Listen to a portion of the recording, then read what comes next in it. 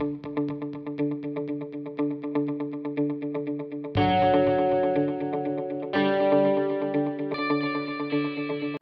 Friends, welcome to अवसर academics. हम political science 11th का थर्ड चैप्टर करें, इलेक्शन एंड रिप्रेजेंटेशन।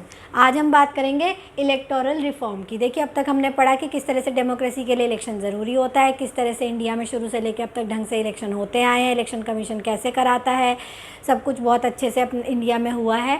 कभी ऐसा नहीं हुआ कि इलेक्शन नहीं हो पाए, इस वजह से गवर्नमेंट जो है कोई तानाशाह बैठ गया या ऐसा कुछ हुआ। लेकिन इतना सब होने के बावजूद भी हर चीज़ में कुछ ना कुछ रिफॉर्म्स की ज़रूरत होती है। ऐसे ही हमारे भी इलेक्शंस को लेकर टाइम टू टाइम बहुत सारी ऐसी सजेशंस दिए जाते हैं कि कुछ रिफॉर्म्स जो है वो किए जाने चाहिए। ये कुछ सजेशंस हैं जो टाइम टू टाइम बताए जाते हैं, जिनके बारे में हम बात करेंगे। पहला कहा जाता है कि ये जो सिस्टम है हमारा FPTP सिस्टम है, इसको किसी तरीके से PR सिस्टम में चेंज कर देना चाहिए।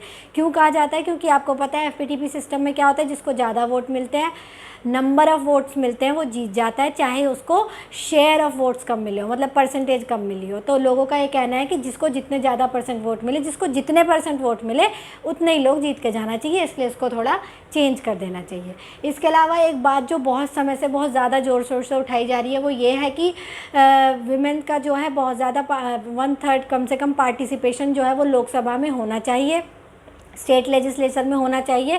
इसके लिए जो है 1/3 रिजर्वेशन जो है वो वुमेन के लिए भी होना चाहिए। इसके लिए भी टाइम टू टाइम बात उठती रहती है। इसके अलावा control the role of the money, मतलब पैसे का जो बेतहाशा यूज़ होता है। हालांकि पहले ही इलेक्शन कमीशन ने ऐसा कर रखा है कि एक खास अमाउंट से ज़्यादा कोई पार्टी वो खर्च नहीं करेगी, कोई कैंडिडेट खर्च नहीं करेगा। लेकिन इतना होने के बावजूद भी क्योंकि जो रूल्स हैं वो इतने स्ट्रिक्ट नहीं है, उनमें कुछ लूप होल्स हैं, जिसकी वजह से बहुत ज़्यादा पैसा खर्च किया जाता है। पैसा ज़्यादा खर्च होने की वजह से क्या होता है कि क्रिमिनल एक्टिविटीज़ आ जाती हैं, वो पैसा कहीं ना कहीं से तो लाना पड़ेगा, और जो एक आम आदमी है वो इलेक्शन लड़ने के बारे में सोच भी नहीं पाता। इसलिए किसी भी तरीके से ऐसे स्ट्रिक्ट रूल बनाने पड़ेंगे जिससे कि पैसे के यूज़ को कम से कम किया जा सके।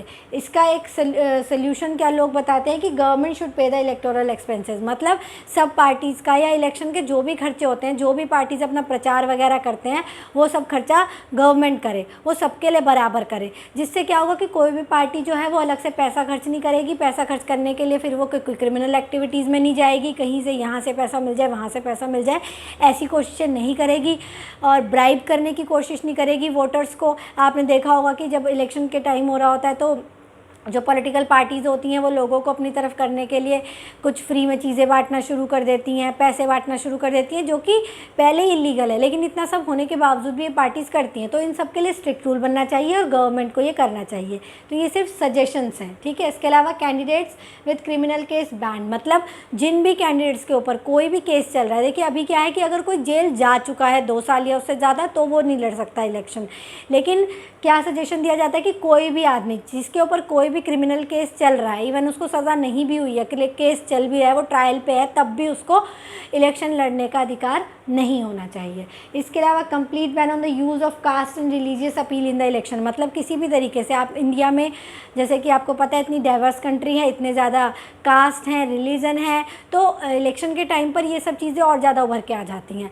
लोग ज़्यादा से ज़्यादा लोगों की जातीय और धार्मिक भावनाओं को भड़काने की कोशिश करते हैं, जिसकी वजह से कई बार जो है माहौल ख़राब हो जाता है, दंगे जैसी स्थिति भी हो जाती है। तो हर तरीके से कास्ट और रिलीजन के यूज़ पर बैन हो जाना चाहिए। अगर कोई भी इसको करता है तो फिर उसको कड़ी से कड़ी सज़ा मिलनी चाहिए, ऐसी बात की जाती है। हालांकि ये सब पहले से रूल्स हैं, लेकिन उनमें कुछ कुछ लूप होल्स हैं। तो ऐसा कहा जाता है कि इनको स्ट्रिक्ट बनाना चाहिए ताकि ये कास्ट, रिलीजन, मनी, इन सब के यूज़ को कम से कम किया जा सके, ताकि इलेक्शन वास्तव में एकदम फ्री और फेयर हो सके। इसके अलावा law to regulate the function of political parties, मतलब पॉलिटिकल पार्टीज़ जो भी काम करती हैं उनको के लिए भी कोई लॉज बने होने चाहिए, जिससे कि वो अपनी मनमर्जी के काम ना करें। पार्टी के अंदर भी डेमोक्रेसी होनी चाहिए, मतलब पार्टी के भी अपने नेता होते हैं, उनको चुनने के लिए उनके जो हेड होते हैं उनमें भी डेमोक्रेसी होनी चाहिए, अंदर भी इलेक्शन होना चाहिए, ट्रांसपेरेंट होना चाहिए। वो जो भी काम करें वो पता होना चाहिए कि उनके पास पैसा आ रहा है तो कहाँ से आ रहा है, कितना वो खर्च कर रहे हैं, जबकि कोई पॉलिटिकल पार्टी सही ये बात नहीं बताती है। तो इन सब के लिए भी स्ट्रिक्ट रूल्स होने चाहिए। इसके अलावा देखिए जो डेमोक्रेसी में सबसे इंपॉर्टेंट चीज़ है, आप रूल्स बना सकते हैं। रूल्स बना देंगे पॉलिटिकल पार्टीज़ के लिए, इन सब चीज़ों के लिए, इलेक्शन कमीशन के लिए। मेन काम किसका होता है इलेक्शंस में? मेन काम होता है उन लोगों का जो वोट डालने जाते हैं, वोटर्स का। तो लोगों को ज़्यादा से ज़्यादा जो है वोटिंग अप राइट का अपना यूज़ करना चाहिए। जो भी पॉलिटिकल एक्टिविटीज़ हैं उनमें बढ़ चढ़ कर भाग लेना चाहिए। तभी किसी देश की डेमोक्रेसी जो है वो अच्छी तरह से आगे बढ़ सकती है। तभी लोग अपनी पसंद और नापसंद को जाहिर कर सकते हैं और अपनी पसंद और नापसंद की सरकार को टाइम टू टाइम चेंज कर सकते हैं। तो किसी भी देश की डेमोक्रेसी को अच्छा बनाने के लिए बहुत ज़्यादा ज़रूरी है कि लोग उसमें ज़्यादा से ज़्यादा पार्टिसिपेट करें और जितना हो सके ये सब रिफॉर्म जो है वो किए जा सकें। तो यहाँ पर ये चैप्टर ख़त्म हो जाता है।